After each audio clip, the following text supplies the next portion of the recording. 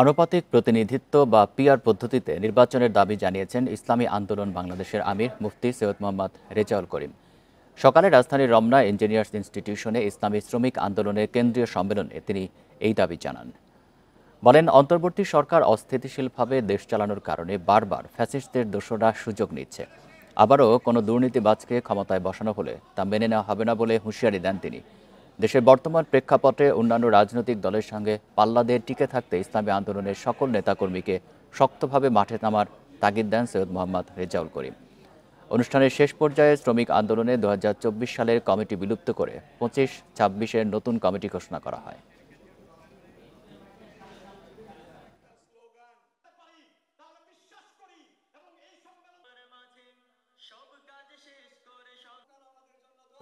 এই সরকার সুন্দরভাবে দেশ পরিচালনার যে সুস্থভাবে দায়িত্ব পালন করবে, এটা অনেক অংশে কিন্তু আমি বলবো ব্যাহত হয়েছে। এই সুন্দর দেশ পরিচালনা করার জন্য নির্বাচন পদ্ধতি হবে পিআর সিস্টেমের নির্বাচন।